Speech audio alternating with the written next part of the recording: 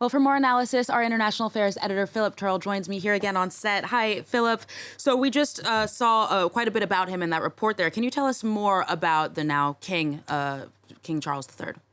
Well, one of the questions, Erin, that I have been asked the most about Charles over the years is, will Charles become King of England, or will he be pushed out and William will take his place? Now, the answer to that, of course, is yes, Charles will become king. He is now the king because he's the next in the line of succession after Elizabeth II. There's nobody who can take that place away from him. There's only two reasons and two ways that he would not be king of England. The first one would be if he died before his mother. Well, no, that has not happened. And the second one would be if he decided he didn't want the job and therefore pass it directly on to his son William. You can imagine that someone like Charles, who's waited for 70 years for the job that he now has, will not pass up the occasion to become king. It's like waiting all your life for your prized job, and you're now in your age of retirement and you have finally been given it, and it's unlikely that you would want to turn it down. So he's now the King of England. The other comparison you have to make with his mother is that she was queen for a very long time, 70 years, the longest period in the history of Britain. Charles is not going to have a reign that is that long. So whether Charles is someone who is going to make the royal family go through a bit of a rocky period, we don't know. It won't be for a very long time. We're talking about 10, 15, 20 years maybe before the crown is passed on to his son William. William is much more classically formatted into the role of a member of the royal family. He's been taught basically by his grandmother how to do the job.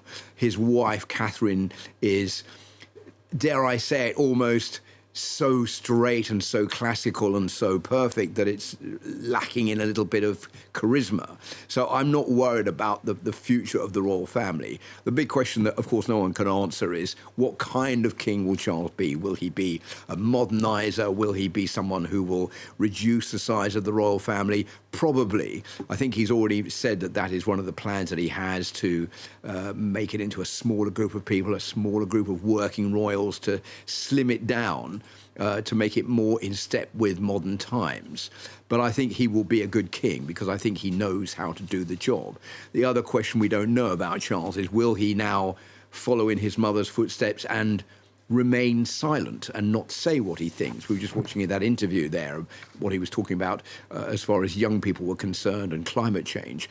The Queen would never say anything like that, because the reason that the monarch is silent is because they are the monarch of the whole country. So if they start saying, I prefer this over that, I want this over that, or you should do this over that, they know they're going to alienate all of those who are not in agreement with them, and that's not their job. Their job is to be a galvanizing force. Will Charles be that galvanizing force? Well, time will tell.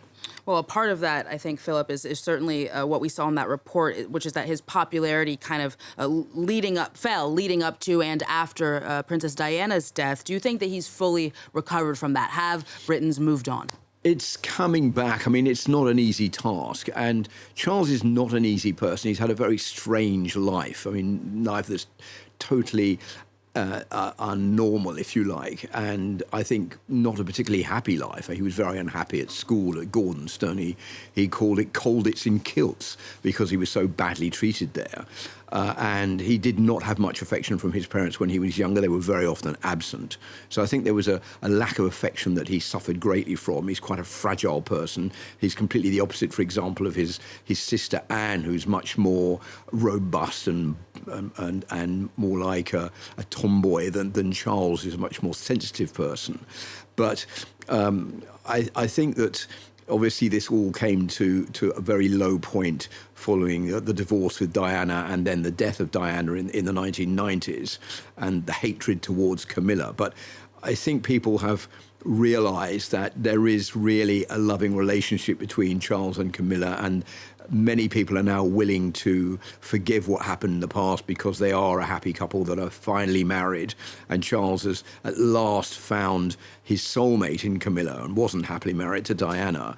So there is a large number of British people who are willing to pardon him, but there's still suspicion about what he's going to do, and I think his popularity has suffered as a result of that more than maybe in later terms from his marriage to Camilla, because I think most people accept that now. But I think there's this doubt about exactly who Charles is, what he's going to do, whether he's a chameleon or not. And it's true, he's following a huge act, his mother. I mean, it's a daunting task for someone to step into her shoes and to follow on after all these years and the adoration and the iconic status that she has had. She certainly did not leave easy shoes to fill. Philip Turle, thank you.